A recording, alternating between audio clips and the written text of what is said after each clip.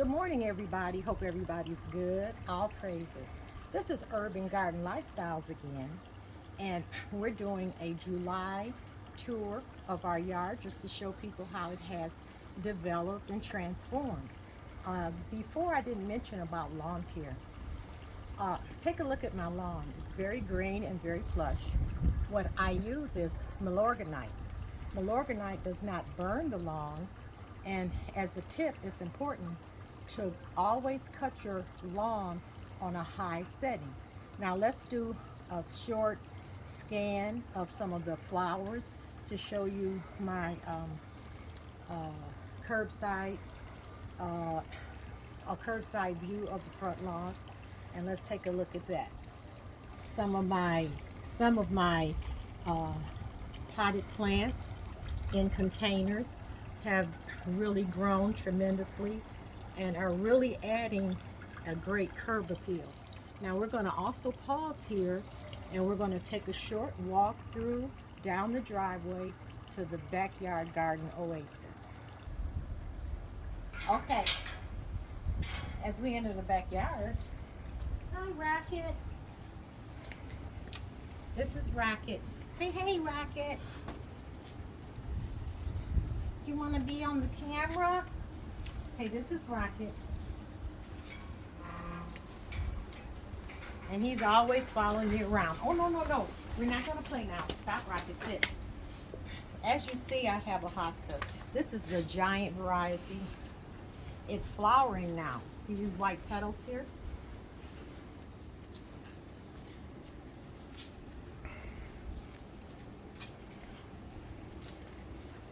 Before, my black-eyed Susan hadn't bloomed yet. But take a look at it now. Very, very easy plant to grow. When I first got it 2 years ago, it was only half the size, and it has grown tremendously.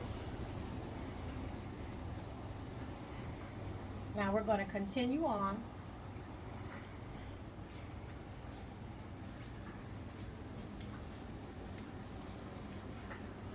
Of course, we love petunias, and we have this velvet and pale yellow variety.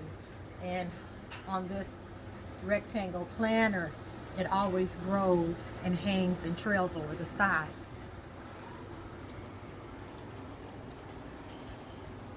This is a daylily. They are really going out of bloom now, but my gladiolas are coming in bloom. And this is just one of them.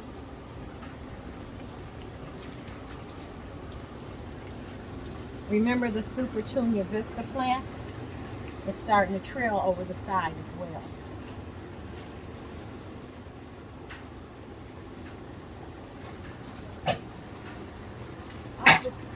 All of these gladiolas are starting to bloom. This one, this red variety, is about to open up. This yellow one is going out of bloom. You have to pinch these dead flowers off of it. And I'm still waiting for the rest of them to bloom.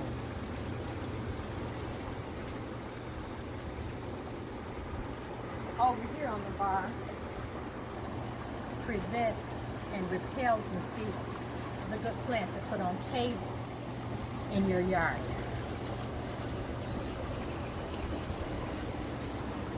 We have another petunia here, and this green spike plant. It comes in green and purple. The other video, you saw this tree, and this is a lilac bush tree rather, and it blooms a beautiful array of pink blossoms in the spring.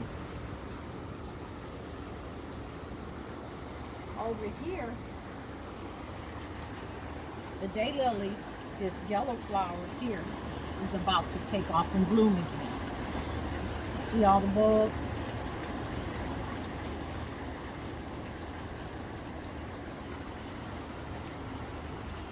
Over here, these marigolds are really taking off. I had to put them in this larger pot. And what I do is I pinch off the dead ones to encourage more blooms. I'm going to walk over here now. I am really happy with this hibiscus. Look how large the blooms are now. They're larger than my hand. And the geranium in this hanging pot, they're doing very well. Requires a lot of water because it's in full sun all day. Now I'm going to walk to the other side of the yard. Okay, I'm over here by the jacuzzi now. What we had to do was, because the speller lily was in front of the jacuzzi, we had to put it on the back of the rear side because it just exploded. Look how it's grown.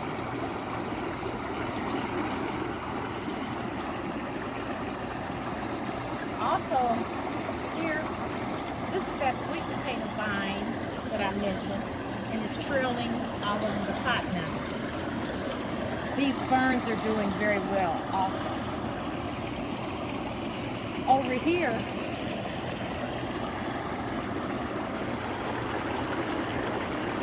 this other potted plant,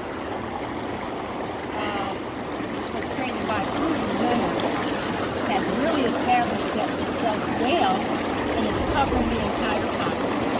Along with the one below, and I have forgotten the name of this, but it returns every year. I don't have to do anything. This plant will come back seasonally. Now, as we go over here, past this sitting area,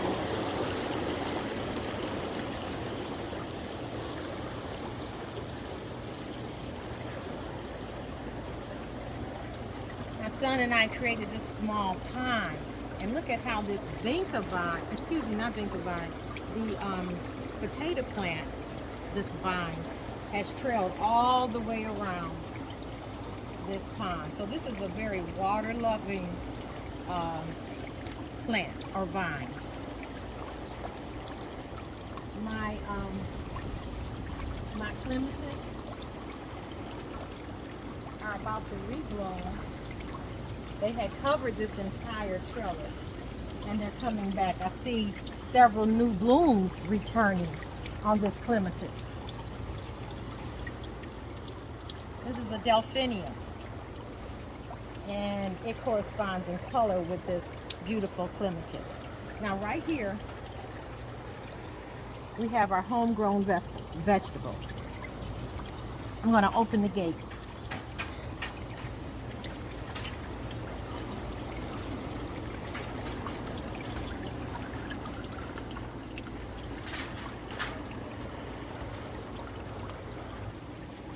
Okay, this is our first attempt at creating a raised bed garden.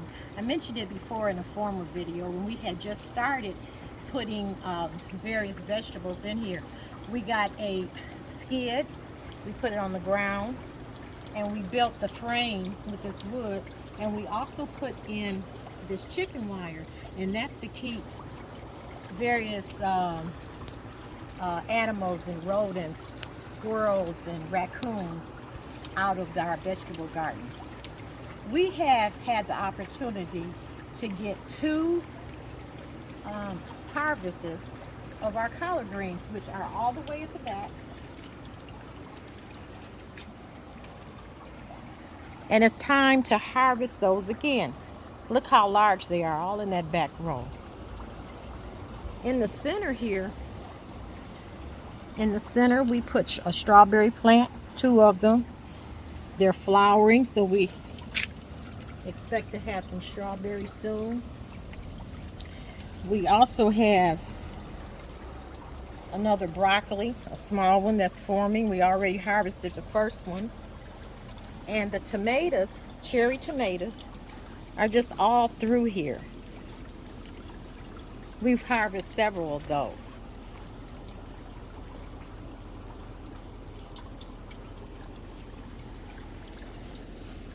I use straw mulch to keep the soil moist. And we have some peppers here, right here, that are starting to grow all over this bush. We harvested several green peppers, but we have some yellow ones over on the side. Let's see if you can move this over and see those. Can you see them through the, yeah, right through the back there.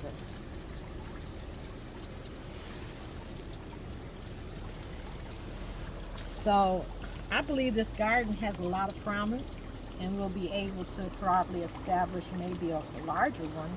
Of course, we wanted to make it a little higher to make it a little easier to access, maybe waist level next time. But I hope that the outdoor garden has inspired you and gave you some interest and maybe some ideas, and you could do the same. Thank you. Bye-bye.